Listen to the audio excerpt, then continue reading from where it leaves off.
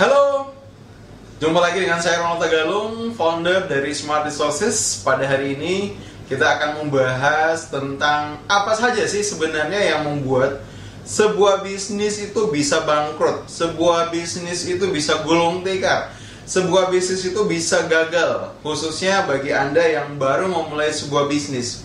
Nah, saya menyimpulkan ada 3 hal yang menyebabkan bisnis yang baru dibuka itu kemudian akan bangkrut, gulung tikar, ataupun gagal. Jadi, yang pertama itu adalah ketika bisnis tersebut kekurangan penjualan. Nah, hal yang akan dihadapi oleh setiap pebisnis pemula, khususnya ketika bisnis Anda memiliki konsep ataupun ikut dengan model product driven, biasanya Anda akan kekurangan penjualan. Dikarenakan apa? Karena bisnis Anda itu butuh mencari di mana pasar, di mana orang-orang yang butuh produk Anda. Anda harus mencari di mana mereka. Anda harus mengedukasi mereka. Anda harus mengajari mereka untuk membeli, menyukai produk Anda. Nah, hal ini akan menyebabkan akhirnya karena dari proses mengedukasi tersebut, mempromosikan dan kemudian memasarkan produk tersebut yang tentunya butuh waktu, maka biasanya yang terjadi Anda akan kekurangan penjualan, ataupun strategi yang Anda gunakan itu ternyata tidak begitu efektif sehingga hanya sedikit orang yang beli produk yang sudah Anda siapkan, sementara mungkin stok barang Anda begitu banyak.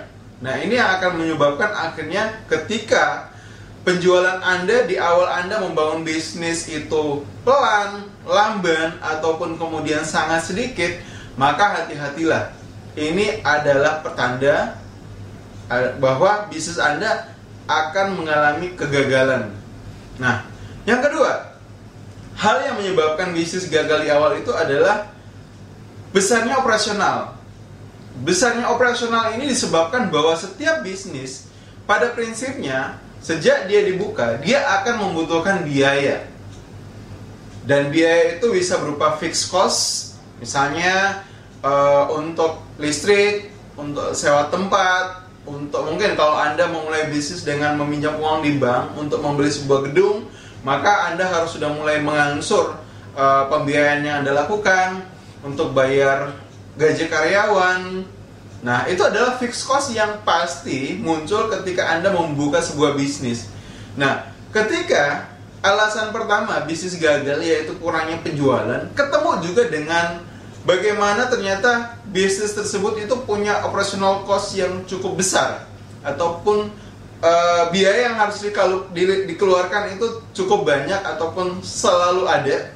Maka yang terjadi, modal Anda di awal itu lama-kelamaan akan menipis sehingga akhirnya bisnis Anda kehilangan darahnya, bisnis Anda kehilangan oksigennya, yaitu dana segar atau uang segar.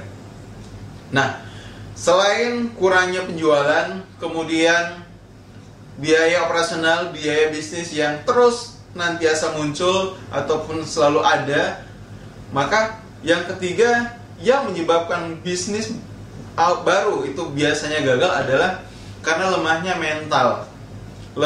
mental dari si business owner sendiri.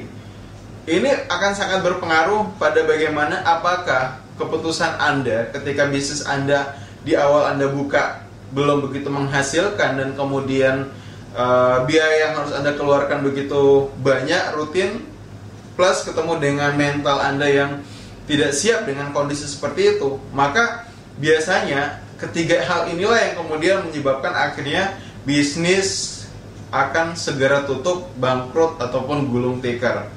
Dan inilah sebabnya kenapa hampir kurang lebih 80% bisnis yang dibangun itu tidak bisa melewati 1 tahun pertama karena ketiga hal yang saya sudah sebutkan tadi. Baik, hari ini kita telah belajar tentang 3 hal yang membuat sebuah bisnis itu gagal. Pada kesempatan yang akan datang, saya akan menjelaskan lebih detail lagi tentang hal-hal yang menyebabkan bisnis itu bisa gagal. Nah, Anda mungkin bertanya, kenapa saya harus pelajari sesuatu yang menyebabkan bisnis gagal? kenapa belum belajar tentang sesuatu yang menyebabkan bisnis berhasil. Nah, ini penting karena untuk bisa berhasil, Anda harus tahu kedua sisi. Apa strategi agar berhasil, dan tahu juga apa strategi agar sesuatu itu gagal. Nah, dengan tahu apa yang menyebabkan kita gagal terlebih dahulu, maka minimal di hadapan nanti dalam perjalanan membangun bisnis nanti, kita sudah tahu hal-hal apa saja yang harus kita hindari, hal-hal apa saja yang harus kita jauhi, sehingga ini tidak membuat akhirnya kita terjerobak dalam satu lubang yang kemudian justru menghancurkan bisnis yang sudah kita bangun selama ini.